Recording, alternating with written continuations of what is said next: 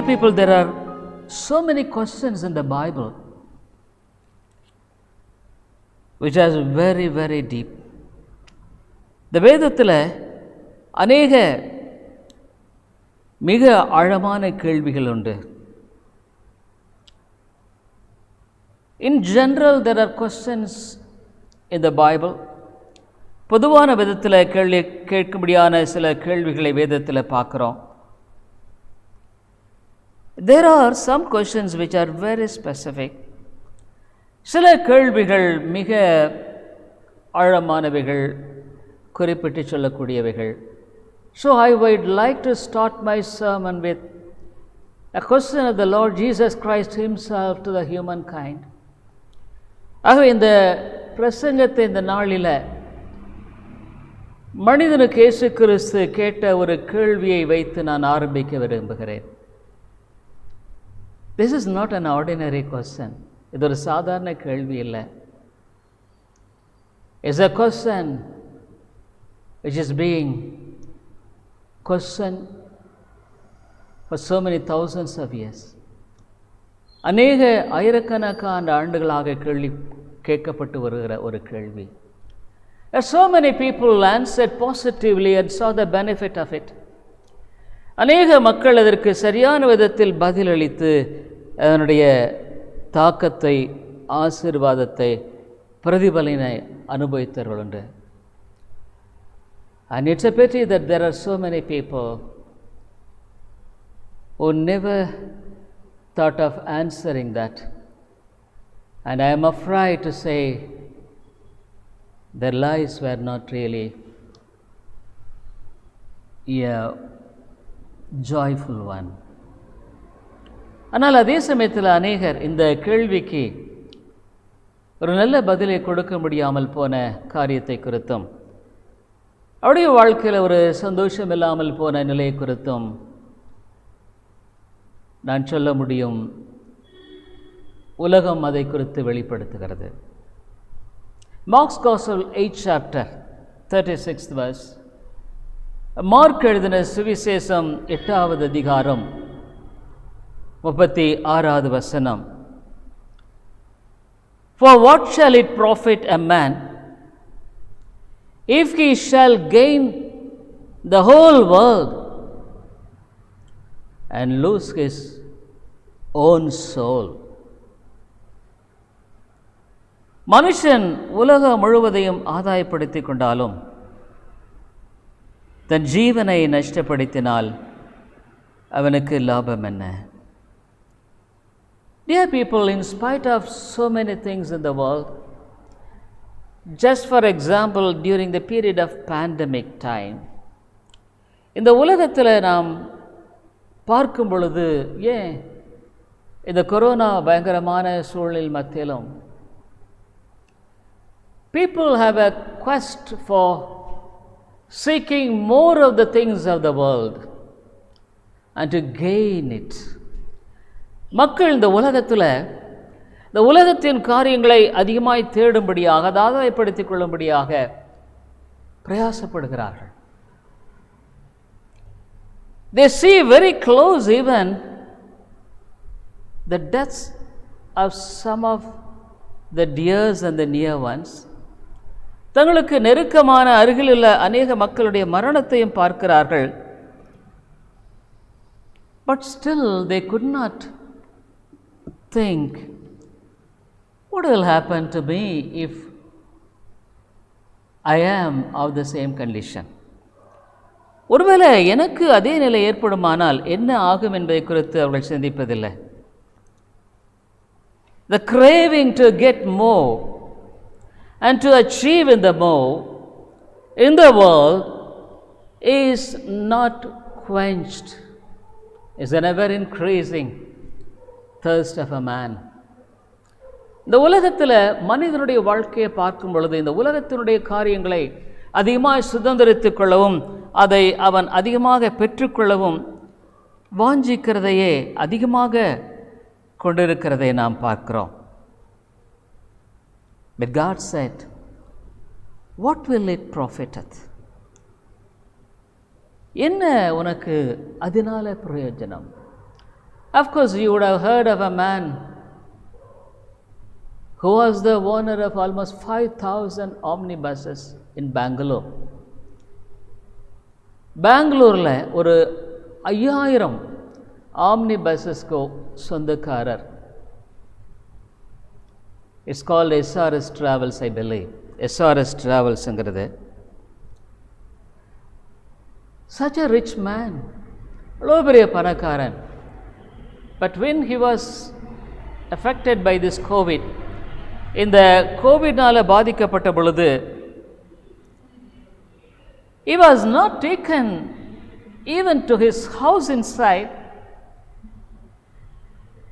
and in the portico he was laid down and put a garland taken back to be burnt. அவனுடைய வீட்டுக்கு கூட எடுத்து போகல. அவரை அந்த வெராண்டாவில் வச்சு ஒரு மாலையை போட்டு ஆம்புலன்ஸில் கொண்டு போய் எரிக்க செயல்பட்டார்கள்.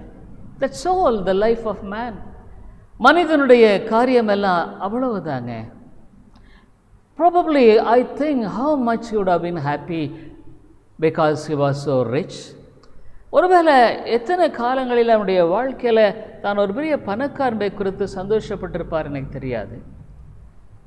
And on the other hand, probably if he would have owned so much of property, he would have been a man of worrying a lot even. Because what will happen to this bus, that route, this, so many things. இவ்வளோ பெரிய பணக்காரனாக இருந்தால் கூட நிறைய சம்பத்தை பெற்றிருந்தனால அவர் ஒருவேளை இதுக்கு என்ன ஆகும், அதுக்கு என்ன ஆகும், அந்த பஸ்ஸு, அந்த ரூட் எல்லாம் என்ன ஆகும். Probably a lot of worries also would have been there, I believe. அநேக கவலைகளும் கூட அவருக்குள்ளாக இருந்திருக்க முடியும் என்பதை குறித்து நான் யோசித்து பார்க்கிறேன்.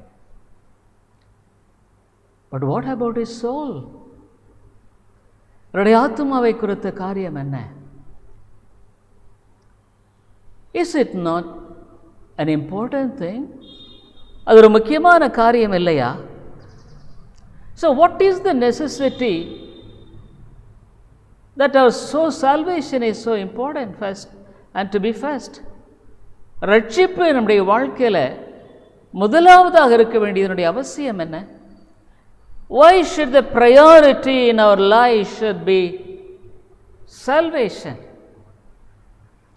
ரட்சிப்பே நம்முடைய வாழ்க்கையினுடைய அதி முக்கியமான காரியமாக இருக்க வேண்டியதனுடைய அவசியம் என்ன? Dear people, many people misunderstand salvation. நிறைய பேர் ரட்சிப்பை தவறாக விளங்கிக் கொள்கிறார்கள். Probably salvation is a token which is being given to us.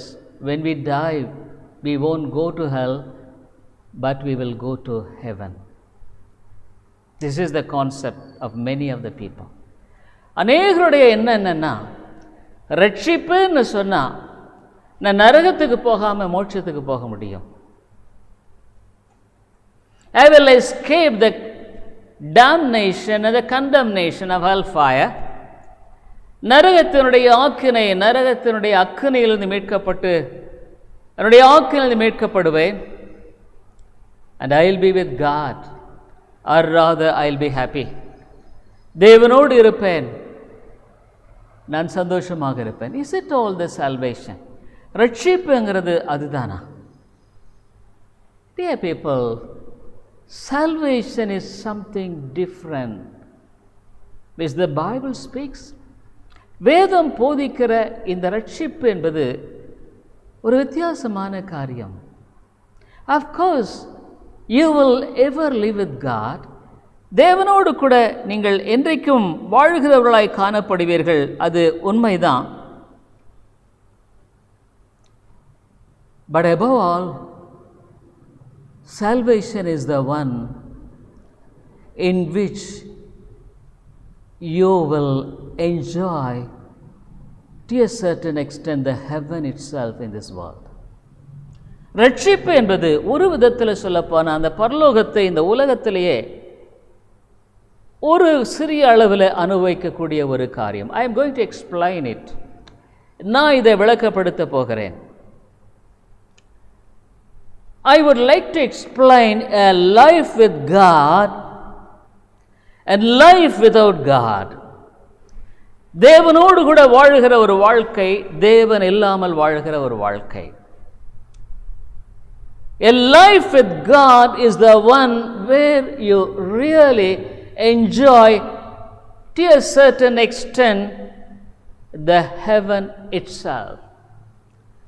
இந்த உலகத்தில் ரட்சிப்பின் வாழ்க்கை என்பது ஒரு விதத்தில் ஒரு சிறிய அளவில் பரலோகத்தை அனுபவிக்கும்படியான ஒரு வாழ்க்கை.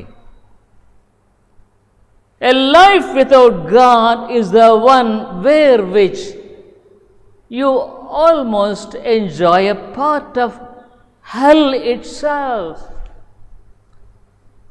தேவன் இல்லாத ஒரு வாழ்க்கை என்பது, a life without salvation, ரட்சிப்பில்லாத ஒரு வாழ்க்கை என்பது இந்த உலகத்தில் ஒரு அளவில் நரகத்தை நீ அனுபவிக்கிற ஒரு வாழ்க்கை. Dear people, this is the main concept by which I am going to explain it to you. நான் இன்றைக்கு விளக்கப்படுத்தும்படியான முக்கியமான காரியம் அதுதான். God asked, what will it profit to you even if you gain the whole world? இந்த உலகம் முழுதி ஆதாயப்படுத்திக் கொண்டாலும் உன்னுடைய வாழ்க்கையில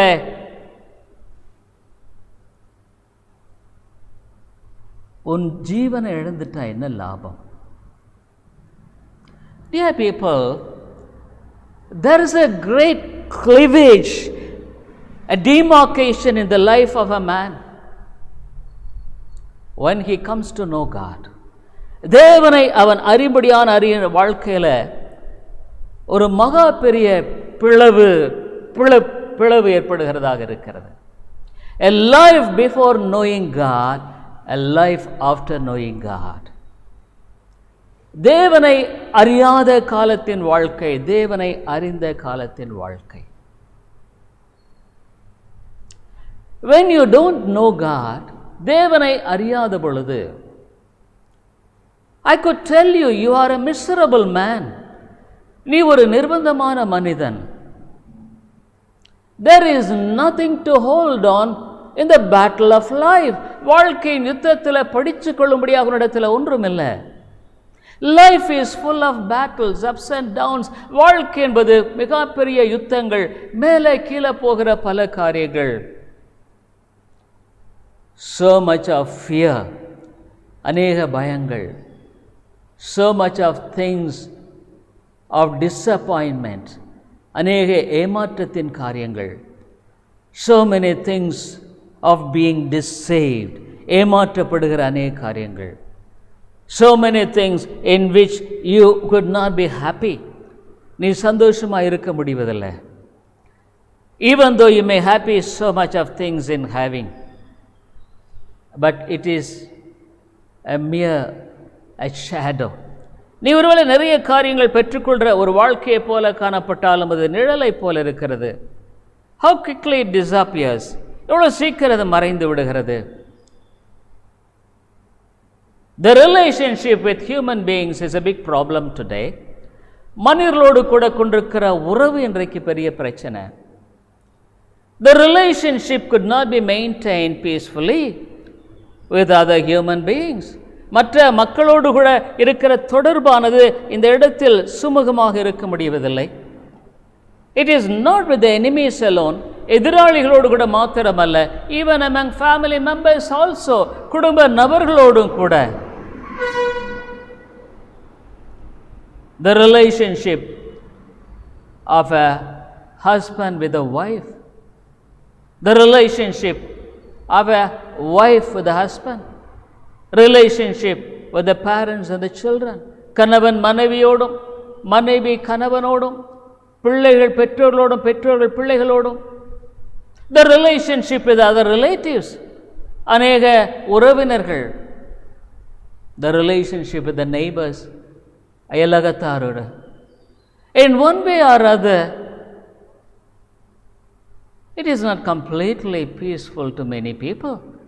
அநேக மக்களுக்கு இது ஒரு சமாதானமான சாவதானமான ஒன்றாக இருப்பதில்லை.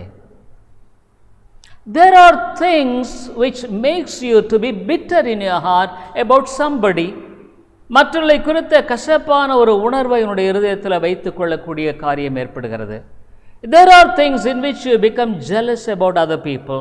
மற்றவர்களை குறித்த ஒரு பொறாமை உள்ள ஒரு குணத்தை உன்னுடைய இருதயத்தில் கொண்டிருக்கும்படியான ஒரு காரியம் ஏற்படுகிறது. An unforgiving spirit, மன்னிக்க முடியாத சுபாவம். Even though you possess so many things, there is anxiety in you. அநேக காரியங்களை பெற்றிருந்தாலும் கூட உனக்குள்ளாக இது என்ன ஆகுமோ ஏது ஆகுமோ, fear of the future, எதிர்காலத்தை குறித்த பயம், fear of uncertainty, ஒரு நிச்சயமில்லாத வாழ்க்கையினுடைய பயம், fear of sickness, வியாதியின் பயம், fear of being ill treated, தவறாக நடத்தப்படக்கூடிய ஒரு பயம். I tell you dear friend, countless things, எண்ணியடங்காத காரியங்கள். So many things you are obsessed with. அநேக காரியங்களினால நீ பாதிக்கப்படுகிறாய். You are completely helpless to deal with them all alone. உன்னால இவைகள் எல்லாவற்றை கையாள முடியவில்லை. You don't have a living relationship with this God. ஜீவனுள்ள தேவனோடு கூட தொடர்கிற ஒரு தொடர்புடைய வாழ்க்கையில இல்லை. You don't know how to go to Him in prayer and to expect and to wait upon Him in faith that He will do for me. அவரிடத்தில் விசுவாசத்தோடு ஜெபத்தில் போகும்படியான அந்த காரியத்தை குறித்த காரியத்திலும் அவர் விதமாக எனக்காக இந்த காரியத்தை செய்வார் என்ற விசுவாசத்தோடு எண்ணி பார்க்கிற காரியமும் உன்னுடைய வாழ்க்கையில் கொண்டிருக்க முடியவில்லை. The rest of the things, many people are being tormented with sins like attraction to the world. உலகத்தோடு ஆழமான பிடிப்பை கொண்டிருக்கிற ஈர்ப்பின் பாவம், the lust of the flesh, மாம்சத்தினுடைய இச்சை, the pride of life, வாழ்க்கையினுடைய பெருமை, comparing with others,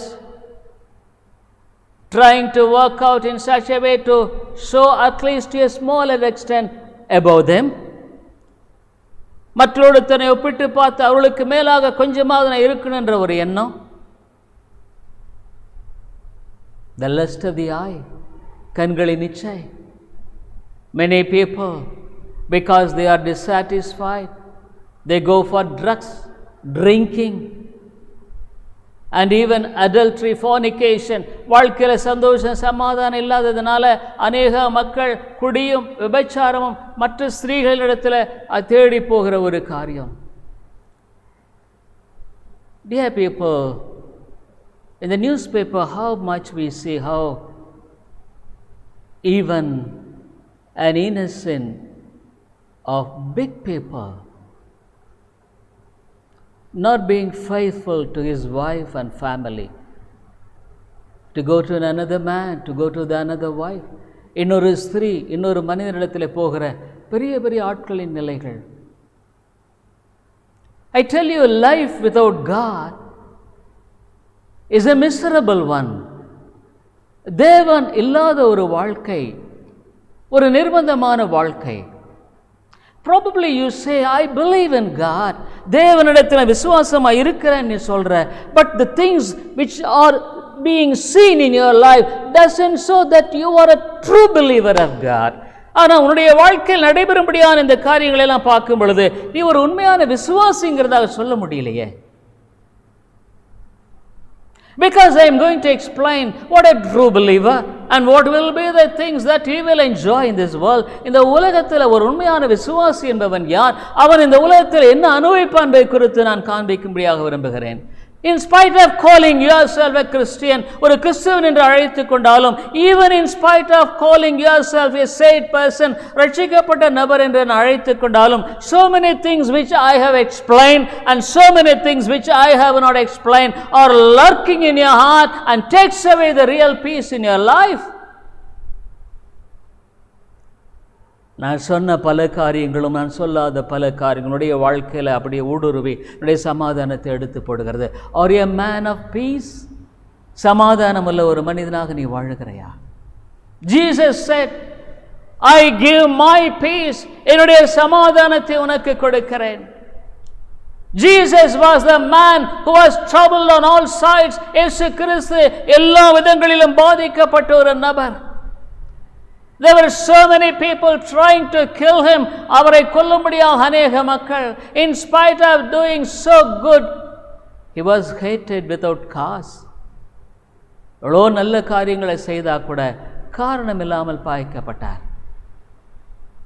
But I tell you, dear people, he was a man of peace, சமாதானம். Even when the soldiers were there in Gethsemane தோட்டத்தில் அந்த சிப்பாய்கள் வந்த பொழுது, he was not afraid and to run away, ஓடி போகும்படியாக அவர் செயல்படவில்லை. He just went forward. Whom do you seek? யாரை தேடுங்கள் என்று முன்பாக போனார். If you seek Jesus, if you seek me, leave these people. இந்த ஜனங்களை விட்டுடும். A man of courage. I tell you, dear people, a life with God is the one where there is a holy courage in him. ஆண்டவரோடு வாழுகிற ஒரு வாழ்க்கையில் ஒரு பரிசுத்த தைரியம் இருக்கும். He will never be a coward, ஒரு கோழையாக இருக்க மாட்டான். But a life without God is a life of cowardness. தேவன் இல்லாத ஒரு வாழ்க்கை என்பது ஒரு கோழைத்தனமான வாழ்க்கை. Dear people, I tell you, you must examine yourself. Do you have the peace of God in you? உன்னுடைய வாழ்க்கையை நீ ஆராய்ந்து பார்க்க வேண்டும். Do you really mean the professing that you are a saved person? ஒரு ரட்சிக்கப்பட்ட நபர் என்று நீ சொல்லும்படியான காரியம் உண்மையாலுமே அது உண்மைதானா? Is it true? Bible says not only you are being saved, ரட்சிக்கப்படுகிறது மாத்திரமல்ல. I tell you, dear people, I would like to explain it later. அதை நான் விவரிக்கும்படியாக விரும்புகிறேன். But a life without God is a miserable one. தேவனற்ற ஒரு வாழ்க்கை நிர்பந்தமானது. Even though you profess to be a Christian, if you don't have the joy, நீ ஒரு கிறிஸ்தவன் என்று சொல்லிக் கொண்டாலும் அந்த ஆண்டவருடைய சந்தோஷம் இல்லைன்னா, if you don't have confidence when you face difficulties, பிரச்சனை சந்திக்கும் பொழுது நம்பிக்கைங்கிறது உன்னுடைய வாழ்க்கையில் என்னன்னா, if you don't have a confidence that there is one with me who is helping me, எனக்கு உதவி செய்யும்படியாக ஒருவர் என்னோடு கூட இருக்கிறார். Bible says, call unto me in the day of trouble, I will deliver you and you will glorify me. ஆண்டவர் சொல்றார், ஆபத்து காலத்தில் என்னை நோக்கி கூப்பிடு, நான் உனக்கு உத்தரவருளி உன்னை விடுதலையாக்குவேன், நீ என்னை மகிமைப்படுத்துவாய். I tell you, nobody is immune to the problems and difficulties in the world. இந்த உலகத்தில் பிரச்சனைகள் போராட்டங்களுக்கு யாருமே விதிவிலக்கல்ல. I tell you, Bible says when you are a Christian you will have a lot of troubles. ஒரு கிறிஸ்தவனாக இருக்கும் உன்னுடைய வாழ்க்கையில் நிறைய பிரச்சனைகள் இருக்குன்னு சொல்லப்படுகிறது. But how do you handle it? அதை எப்படி கையாளுகிற? There is a vast difference between a person who knows God and a person who doesn't know God. இதில் பெரிய வித்தியாசம் இருக்கிறது. தேவனை அறிந்த ஒரு மனிதனுக்கும் தேவனை அறியாத மனிதனுக்கும் மிகப்பெரிய ஒரு வித்தியாசம் இருக்கிறது. அருமையார்களே, a person without God sinks down deeper in despair when he faces difficulties. பிரச்சனைகள் வரும் பொழுது ஒரு தேவனை அறியாத மனுஷன் அவருடைய வாழ்க்கையில் முழுகி போகிறான். I tell you, dear people, what I mean, a person who is known, who knows God. தேவனை அறிந்திருக்கிறார் என்று சொல்லும்படியான அர்த்தத்தை நீங்கள் சரியாக விளங்கியிருக்க வேண்டும் நான் நினைக்கிறேன். I tell you, a person who knows God and a person who is known of God is the saved person. தேவனை அறிந்தவனும் தேவனால் அறியப்பட்டவனும் அவன் தான் ரட்சிக்கப்பட்டவன். You know God and God knows you. நீ தேவனை அறிந்திருக்கிறாய், தேவன் உன்னை அறிந்திருக்கிறார். It is not a mere professing that you are a Christian. ஒரு கிறிஸ்தவன் என்று சொல்லும்படியான ஒரு காரியமாக அல்ல. Dear people, why salvation is important? ரட்சிப்பு ஏன் முக்கியமானது? I set apart the joy of heaven in the future. பரலோகத்தில் சந்தோஷத்தை நான் இப்போ கொஞ்சம் தள்ளி வைக்கிறேன், அதை பற்றி பேசுகிறத. But what about the present world? இந்த உலகத்தில் what about the life of knowing God and living in this world? இந்த உலகத்தில் ஆண்டவரை அறிந்து அவருடைய வாழ்க்கையில் வாழ்கிறனுடைய காரியம் என்ன? Dear people, I was not a man who knew God. தேவனை நான் அறிந்த ஒரு மனுஷன் அல்ல. But when I was a vagabond, சுற்றி திரிகனாக இருந்த பொழுது, God met me and drew me. என்னை சந்தித்தவர் என் பக்கமாக இழுத்து கொண்டார். It changed my life. வாழ்க்கையை மாற்றினார். A life past and a life present. ஒரு கடந்து போன ஒரு வாழ்க்கையின் காரியம் வேற, இந்த வாழ்க்கை வேற. So I would like to explain what the joy of this present life in knowing God. தேவனை அறிந்திருக்கிறதுல இந்த உலகத்தில் நான் சந்தோஷத்தை அனுபவிக்கிறேன், அது என்ன? Is it not this more important? அது ரொம்ப முக்கியமானது இல்லையா? Dear people, would you like to choose all the anxieties, worries, care, simply telling that you know God and you pray God to God? நீயுடைய வாழ்க்கையில் தேவனை அறிந்திருக்கிற, தேவனை ஜெபிக்கிறேன்னு சொல்லிட்டு இந்த உலகத்தினுடைய எல்லா விதமான காரியங்களினால வருத்தம், வேதனை, சஞ்சலம், இதே தான் உங்களுடைய வாழ்க்கை. You are a man of misery, துயரத்தின் மனிதன். You could not have a good relationship even. சரியான ஒரு தொடர்பு உள்ள காரியம் இல்லை. I tell you dear people, nobody is needed to take away your peace. உன்னுடைய சமாதானத்தை எடுத்து போடுறதுக்கு யாருமே தேவையில்லை. Your own sin takes away your peace. உன்னுடைய சொந்த பாவமே உன்னுடைய சமாதானத்தை எடுத்து போடுகிறது. The wages of sin is death. பாவத்தின் சம்பளம் மரணம். What is the meaning of it? அதனுடைய அர்த்தம் என்ன? இஸ் டெத், மரணம். No living contact with God. தேவனோடு ஜீவனுள்ள தொடர்பு இல்லை. You are a man of misery, துயரத்தின் மனிதன். No peace in this life. சமாதானம் இல்லை. I tell you, nobody is needed for you to take away your peace and to make you a miserable man in this world. இந்த உலகத்தில் உன்னுடைய சமாதானத்தை வேற யாருமே எடுத்து போட வேண்டிய அவசியம் இல்லை. உன்னுடைய வாழ்க்கை, உன்னுடைய நிர்பந்தமான நிலையை தாமே எடுத்து போட வேண்டிய யாருமே அதற்கு காரணராக இருக்க வேண்டிய அவசியம் இல்லை. Your own sin makes you peaceless and miserable. உன்னுடைய சொந்த பாவமே, whether it may be small or big, சின்னதாக இருக்கலாம், பெரிதாக இருக்கலாம். I tell you dear people, that Jesus Christ came into the world to take away the peacelessness and to give peace. இயேசு கிறிஸ்து இந்த உலகத்தில் வந்த காரணம் சமாதானம் எடுத்து போட்டு சமாதானத்தை, to live a life of hope, நம்பிக்கையின் வாழ்க்கையை கொடுக்க முடியாத ஒரு காரியம். So there is a great demarcation. அங்கே ஒரு பெரிய பிளவு இருக்கிறது. Everything that is a change. எல்லாமே ஒரு மாற்றம். The Lord Jesus Christ, when he started the ministry, repent, for the kingdom of God is at hand. ஆண்டவராக இயேசு கிறிஸ்து தன்னுடைய ஊழியத்தை ஆரம்பிக்கும் பொழுது சொன்னார், மனம் திரும்புங்கள், பரலோக ராஜ்யம் சமீபித்திருக்கிறது. repent, மனம் திரும்புங்கள். What is the meaning repenting? மனம் திரும்புகிற கொண்டிருக்கிறது என்று என்ன சொன்னான்? Probably some people think, I confess some certain things to God. சில பாவங்களை நான் ஆண்டவரிடத்தில் மன்னிப்பு கேட்டேன்.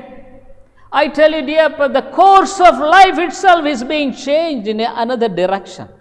உங்களுடைய வாழ்க்கையினுடைய அந்த ஓட்டமே வேறொரு திசையை நோக்கி ஓடிக்கொண்டிருக்கிறது. First of all, you reconcile with God. தேவனோடு நீ ஒப்புரவாகிற. Because an unbeliever is an enemy of God, the Bible says. ஒரு அவிசுவாசி தேவனுடைய சத்துருன்னு வேதம் சொல்லுது. Dear people, when our forefathers sinned against God, நம்முடைய மூதாதையர்கள் பாவம், தேவனுக்கு விரோதமாக பாவம் செய்த பொழுது, when Adam and Eve sinned against God, ஆதாமுக்கும் தேவனுக்கும் எதிராக ஒரு பாவம் செய்த பொழுது, they lost the relationship with the living God. ஜீவனுள்ள தேவனோடு கொண்டிருந்த உறவை இழந்து விட்டார்கள். The beauty and the magnanimity of God's real enjoyment is being taken away. ஒரு உண்மையான தேவனோடு கூட கொண்டிருக்கிற இனிமையான உறவின் காரியமான எடுக்கப்பட்டது. He became a vagabond in this world today as we are. இந்த உலகத்தில் நம்மை போல அலைந்து திரில மாறி போனார்கள். But Jesus came, Bible says, to seek and save that was lost. இழந்து போனதை தேடி ரட்சிக்கும்படியாக இயேசு கிறிஸ்து வந்தார் என்று வேதம் சொல்லுகிறது. In order to restore the peace which Adam and Eve lost in the Garden of Eden, ஈதேன் தோட்டத்தில் ஆதாமும் ஏவாவும் இழந்து போன அந்த சமாதானத்தை தரும்படியாக a living relationship is being restored with a living God. ஜீவனுள்ள தேவனோடு கூட ஒரு உண்மையான ஜீவனுள்ள தொடர்புக்குள்ளாக புதுப்பிக்கப்படுகிற வாழ்க்கை. Yes, dear friend, God drew me. தேவன் அவர் என்னை இழுத்தார். I was drawn to him. அவர் பக்கமாக நான் இழுக்கப்பட்டேன். When I was drawn to him, அவருக்கு பக்கமாக இருந்த பொழுது I abhorred myself. என்ன நான் வெறுத்தேன்? The sinfulness of mine, என்னுடைய பாவத்தன்மை, the sins which I committed in my life, என்னுடைய வாழ்க்கையின் அக்சந்த பாவங்கள், the way of sin, பாவத்தின் வழிகள். I was convicted. நான் இங்கே குத்தப்பட்டேன். I tell you, dear people, God saved me. It is not of anything of mine. என்னுடைய எதுவுமே இல்லை. அவர் கிருபையாக என்னை ரட்சித்தார். By His grace. And a life of transformation by the Spirit of God took place in my soul. என்னுடைய ஆத்துமாவில் தேவன் என்னுடைய இருதயத்தை மாற்றின ஒரு பெரிய மறுரூப மாற்றம். A man who was craving for sin, பாவத்துக்காக அதிகமாக இச்சித்து வாழ்ந்து ஓடினவன். There came a desire to see God. தேவனை தேடும்படியான வாஞ்சை. There was a desire to find Him, the peace and joy in Him. அவருக்குள்ளாக இருக்கிற சந்தோஷ சமாதானத்தை தேடும்படியான வாஞ்சை. There was a desire to be restored in Him. அவருக்குள்ளாக மீட்கப்பட்ட ஒரு வாழ்க்கை. Dear people, the Bible says, he that believeth in me, out of his belly will flows the river of living water. என்னை விசுவாசிக்கிறவருடைய உள்ளத்திலிருந்து ஜீவ தண்ணீர் உள்ள நதிகள் புறப்பட்டு ஓடும். Dear people, what is salvation? ரட்சிப்புனா என்ன? Not only your sins are being forgiven, உன்னுடைய பாவங்கள் மன்னிக்கப்படுகிறது மாத்திரமே ரட்சிப்பு அல்ல. You are being transformed by the power of God. தேவனுடைய வல்லமையினால மாற்றப்படுகிறாய். By the work of the Holy Spirit, you are being transformed. அந்த பரிசுத்த ஆவியின் செயலிலே மறுரூபமாக்கப்படுகிறாய். You are transformed for a higher thing. மேலான காரியத்துக்காக மறுரூபமாக்கப்படுகிறாய். You grow in holiness. பரிசுத்தத்தில் வளருகிறாய். You grow in the nature of God. தேவனுடைய சுபாவத்தில் நீ வளருகிறாய். There comes a dwelling of the Holy Spirit of God. பரிசுத்த ஆவியானவர் உனக்குள்ளாக வந்து வாசம் பண்ணும்படியான ஒரு அருமையான வாழ்க்கைக்குள்ளாக நீ பிரவேசிக்கிறாய். Is it that He dwells mere a statement of the Bible? வேதத்தில் ஏதோ அவர் உனக்குள்ளாக வந்து வாசம் பண்ணுகிறார் என்கிற ஒரு அறிக்கை மட்டும்தானா? Turn to me with Galatians. கலாத்தியருக்கு இந்த நிருபத்தை திருப்பி பாருங்கள். A very wonderful contrast between the life without knowing God, தேவனை அறியாத ஒரு வாழ்க்கையினுடைய காரியங்களை குறித்து இங்கே தெளிவாக விளக்கப்படுத்துகிறதை குறித்து நாம் பார்க்கிறோம். A life without God, தேவன் இல்லாத ஒரு வாழ்க்கை என்பது எவ்விதமானது என்பதை குறித்து பார்க்கிறோம். How is it? Bible says, not the works of the flesh. Now the works of the flesh are manifest, which are these: adultery, fornication, uncleanness, lasciviousness, idolatry, witchcraft, hatred, variance, emulations, wrath, strife, seditions, heresies, envyings, murders, drunkenness, revelings, மாம்சத்தின் கிரியைகள். A man without knowing God exhibits one or two or many of the things of this list. இந்த பகுதியில் இருக்கக்கூடியான காரியங்களை குறித்து சொல்கிறதை பார்க்க: விபச்சாரம், வேசித்தனம், அசுத்தம், காம விகாரம், விக்கிரக ஆராதனை, பில்லி சூனியம், பகை, விரோதம், வைராக்கியம், கோபங்கள், சண்டைகள், பிரிவினைகள், மார்க்க பேதங்கள், பொறாமைகள், கொலைகள், வெறிகள், களியாட்டுகள். How people are jealous when others are good. மற்றவர்கள் நல்லா இருக்கும்பொழுது எவ்வளவு பொறாமை. These are all the works of darkness, இருளின் கிரியைகள், works of the flesh, மாம்சத்தின் கிரியைகள். When others are really in trouble, how many people rejoice? மற்றவர்கள் கஷ்டப்பட்டு கொண்டிருக்கும் பொழுது எவ்வளவு மக்கள் சந்தோஷப்படுகிறார். It's all the works of the flesh. இதெல்லாம் மாம்சத்தின் கிரியைகள். Dear people, these things, the sins alone is enough to make you unhappy. பாவமே உடைய வாழ்க்கையில சந்தோஷம் இல்லாமல் அவனை மாற்று. Nobody is needed for you to make unhappy. உன் வாழ்க்கையில மற்றவர்கள் உன்னைத்தாமே ஒரு சந்தோஷமற்ற மனிதனாய் மாற்ற வேண்டிய அவசியமே இல்லைங்க.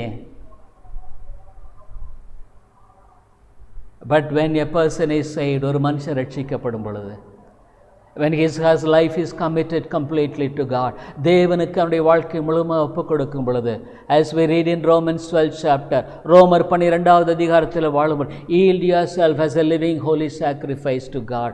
நீ உன்னுடைய பரிசுத்தமான ஜீவ பலியாக உன்னை ஒப்புக் கொடுக்க வேண்டும் என்று சொல்லுகிற வேளையில், I have been explaining every week almost. ஒவ்வொரு வாரம் இதை குறித்து நான் விளக்கப்படுத்துகிறேன். Like a clay in the hands of a potter. ஒரு கொயவனுடைய கையில் இருக்கிற களிமண்ணை போல, Lord, here I am. ஆண்டவரே, இங்கே நான் இருக்கிறேன். Before he is put on the wheel, do you know what was the condition of that clay?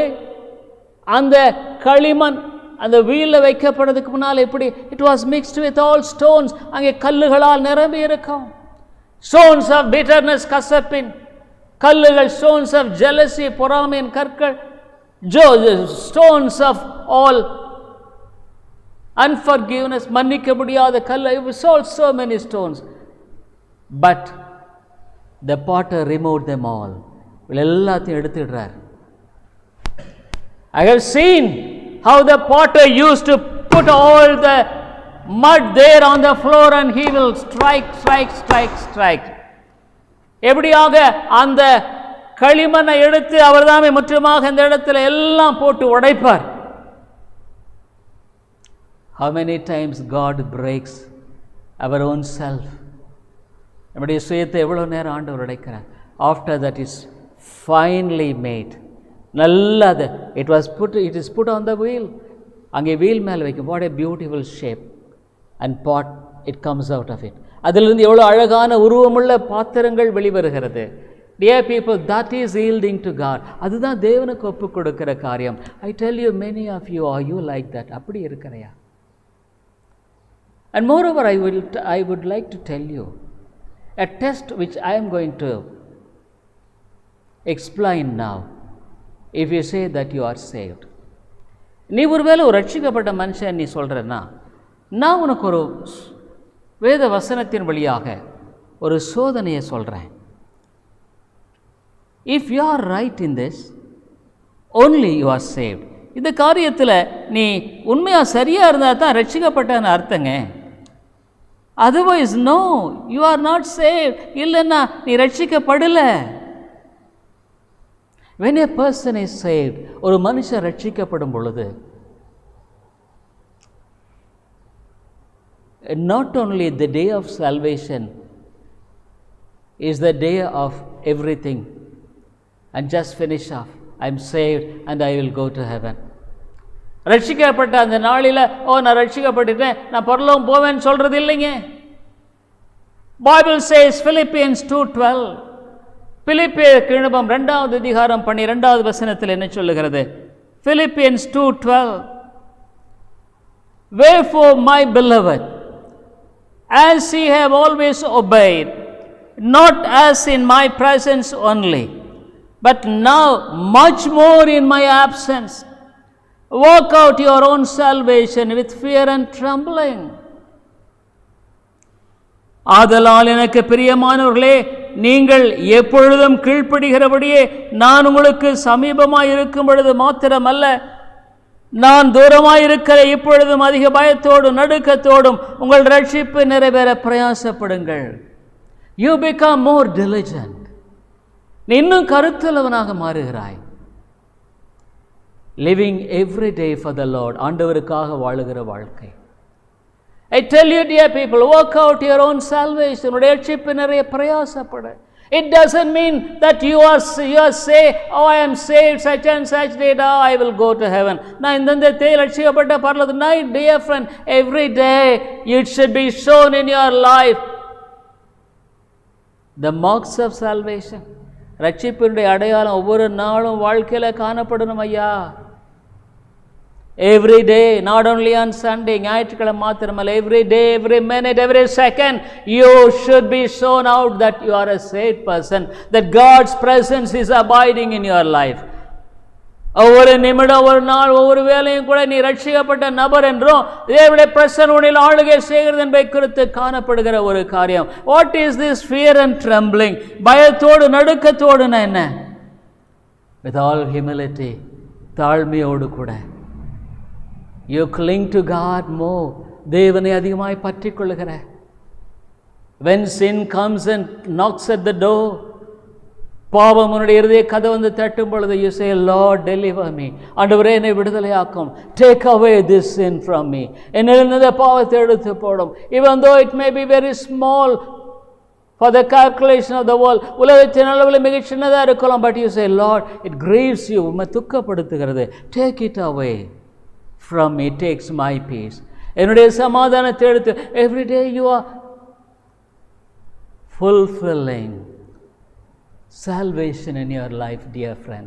ஒவ்வொரு நாளும் வாழ்க்கையில் ரட்சிப்பை நிறைவேற பிரயா. Every day with fear, with a holy fear, ஒரு பரிசுத்தமான பயத்தோடு, knowing that he is a holy God, ஒரு பரிசுத்தமான தேவன் அவர், a living God, ஜீவனுள்ள தேவன். I should not grieve him. அவரை நான் துக்கப்படுத்தக்கூடாது. I should not grieve him by my words. என்னுடைய வார்த்தையினால, by my actions, என்னுடைய செயல்களினால, by anything. I should not grieve my God. என் தேவனை நான் துக்கப்படுத்தக்கூடாது.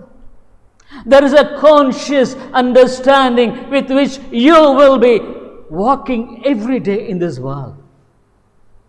அவிதமான உணர்வோடு உடைய வாழ்க்கையில் ஒவ்வொரு நாளும் நீ நடக்கிற மனுஷனாய் காணப்படுவாய். Saint Paul says here, இங்கே பரிசுத்த பவுல் சொல்றார், not as in my presence only, but now much more in my absence. நான் உங்களுக்கு சமீபமாக இருக்கும் பொழுது மாத்திரமல்ல, நான் தூரமாக இருக்கிற இப்பொழுதும். Nobody has to tell me. யாரும் சொல்ல வேண்டிய அவசியம் இல்லை. Even though I may be in secret, ரகசியமாக இருந்தால் கூட, I know my God is looking at me. என் தேவன் என்னை பார்த்து கொண்டிருக்கிறார். Yes, the Bible tells that God who sees me, என்னை பார்க்கிற தேவன். The slave of Sarah, Agar, was wandering in the wilderness. சாராளுடைய அடிமை பெண் ஆகார் அங்கே வனாந்தரத்தில் அலைந்து கொண்டிருந்தாள். Oh, the child was crying for water. Ismail அந்த இடத்துல தண்ணீருக்காக கதறி கொண்டிருக்கிறது. Hagar was not knowing, helpless she was. ஆகார் உதவியற்ற நிலை, என்ன செய்து புரியல. I am sure she would have been weeping with the child. அந்த குழந்தையோடு அழுதிருப்பாள். But we say that she didn't like the child to be seen dying. குழந்தை மரிக்கிறதை பார்க்க விரும்பல. I tell you, dear people, probably should have learned how Abraham was the person calling upon God in his trouble. அவருடைய பிரச்சனைக்கு நேரத்தில் தேவனை நோக்கி எவ்விதமாக Abraham ஆண்டவரை அழைத்ததை அவள் அறிந்திருந்தாள். Bible says, a voice heard, ஒரு சத்தம் Agar, dear people, he said, there is a fountain, go and satisfy the thirst of you and your child. ஊற்று இருக்கிறது, போய் உன் குழந்தையினுடைய தாகத்தை தீர்த்துக்கள். She named God. ஆண்டவருக்கு, the God who sees me, என்னை பார்க்கிற தேவன், as saved person has got a consciousness in his life that God is seeing me.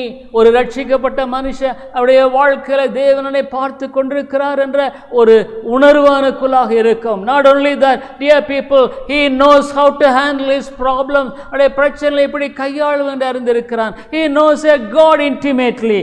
அவன் நெருக்கமாக தன்னுடைய தேவனை அறிந்திருக்கிறான். Whatever may the problem, இது பிரச்சனை, he knows to take to him. அவரிடத்தில் கொண்டு செல்ல வந்திருக்கிறான். He knows how to pray to God. தேவனை நோக்கி ஜெபிக்கிறது எப்படி என்று இருக்கிறான். Even in spite of so many of problems and difficulties, he knew that he is having a God who will help me.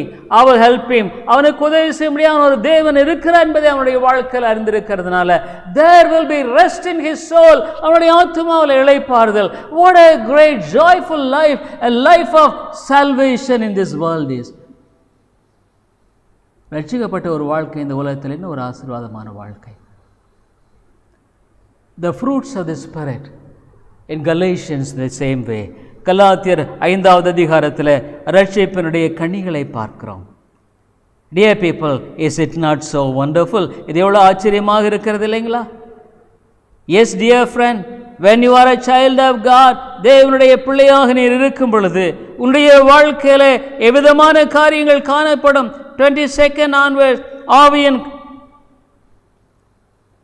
but the fruit of the Spirit is love, peace, love, joy, peace, long suffering, gentleness, goodness, faith, meekness, temperance. Against such there is no law. ஆவியின் கனியோ அன்பு, சந்தோஷம், சமாதானம், நீடிய பொறுமை, தயவு, நற்குணம், விசுவாசம், சாந்தம், இச்சையடக்கம். இப்படிப்பட்டவர்களுக்கு விரோதமான பிரமாணம் ஒன்றுமில்லை. Even when you are blamed, ஒருவேளை நீ உன்னை குற்றம் சாட்டப்பட்டாலும் கூட you will be a man of patience. பொறுமையாக இருப்பாய். You will have patience in your life. நீ வாழ்க்கையில் பொறுமை இருக்கும். How much you get how quickly you get angry, எவ்வளோ சீக்கிரம் கோபம் அடைகிற. How quickly you lose your patience, you lose your joy. உடைய சமாதானத்தை எவ்வளோ சீக்கிரம் இழந்துடுற, பொறுமை இழந்து விடுகிற. You become miserable, நிர்பந்தமான ஒரு மனுஷனாக மாறிடுற. To regain it, to get out of it, to get rid of it, the emotional hurt that you had, உனக்குள்ளா பாதித்த அந்த உணர்வுகள் தாக்கத்திலிருந்து வெளியே வரை உனக்கு நேரம் ஆகுதுப்பா. But a child of God, ஒரு தேவனுடைய பிள்ளை, whatever may be the thing, எதுவாக இருந்தாலும் சரி, God is with me. தேவன் என்னோட கூட இருக்கிறார். He has seen how God helped him in so many ways. தேவன் எத்தனை விதங்களில் அவனுக்கு உதவி செய்ய அறிந்திருக்கிறார். He knows a God who is his refuge. அவருடைய அடைக்கலமான ஒரு தேவனை அறிந்திருக்கிறார். Dear people, what a life of comfort. என்ன ஒரு பாதுகாப்பா ஆறுதலான வார்த்தை. A life of protection, பாதுகாப்பான வாழ்க்கை. A life of joy, ஒரு சந்தோஷமான ஒரு வாழ்க்கை. A joy of peace, ஒரு சந்தோஷத்தின் சமாதானம் உள்ள ஒரு வாழ்க்கை. A life of comfort, ஆறுதலான வாழ்க்கை. A life of contentment with what she has. பெற்றிருக்கிறதுல சந்தோஷமாக இருக்கிற ஒரு வாழ்க்கை. Godliness with contentment is a great gain. தேவ பக்தியோட போதும் என்ற மனது. How people are craving for the things of this world. உலகத்தில் ஜனங்கள் எப்படி அலையறாங்க. Oh, I don't have this, I don't have that. இது இல்லை, அது இல்லை. A life of contentment in God. தேவனுக்குள்ளாக ஒரு சமாதானம். Dear people, could you not compare a life without God and a life with God? I could not explain that. Time is so short. ரொம்ப குறுகிய என்னால் முழுக்க விவரிக்க முடியல. ஆனால் உன்னால் ஒரு தேவனற்ற ஒரு வாழ்க்கையும் தேவன் கொண்டிருக்கிற வாழ்க்கையும் வித்தியாசம் தெரியுதா? Even though you may be living in this world, இந்த உலகத்தில் வாழ்ந்தாலும் கூட you really enjoy a part of heaven. ஒரு விதத்தில் பரலோகத்தினுடைய ஒரு பகுதியை அனுபவிக்கிற. Because God is with you. தேவனோட கூட இருக்கிறார். You are not afraid. நீ பயப்படுவதில்லை. You know a God who is your helper. உனக்கு உதவியாக இருக்க தேவனை அறிந்திருக்கிறாய். He will fight for you. உனக்காக யுத்தம் பண்ணுகிறவர். In your life all things work together for good. உடைய வாழ்க்கை எல்லாமே நன்மைக்கு நடக்கிறது. I tell you, dear people, it is not, I have not exhausted it. The life with God. தேவனோடு வாழ்கிற வாழ்க்கையை நான் சொல்லி முடிக்கலை. But our time is short. Our time is over. நேரம் முடிஞ்சிருச்சு. Probably in the evening, please join at 6 o'clock. You could understand it.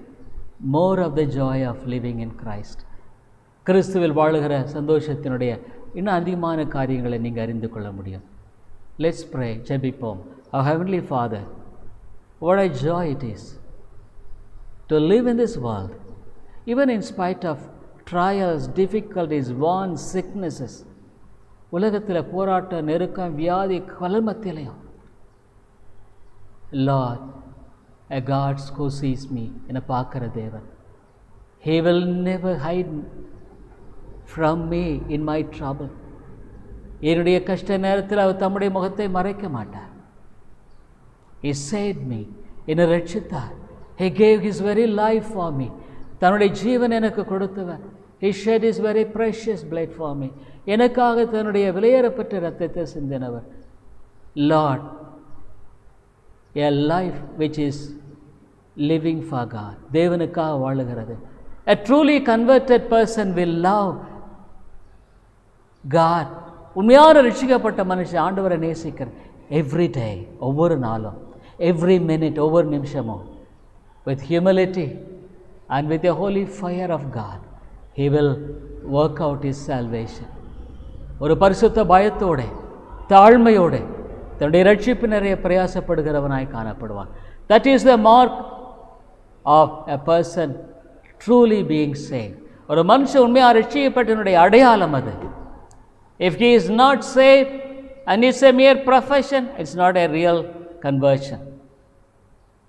If his life exhibits not these marks, இந்த அடையாளங்கள் எல்லாம் அந்த மனுஷனுடைய வாழ்க்கையில் ஒருவேளை நான் விசுவாசிக்கிறேன்னு சொல்கிற ஒரு அறிக்கை, ஆனால் உண்மையான மாற்றம் இல்லை.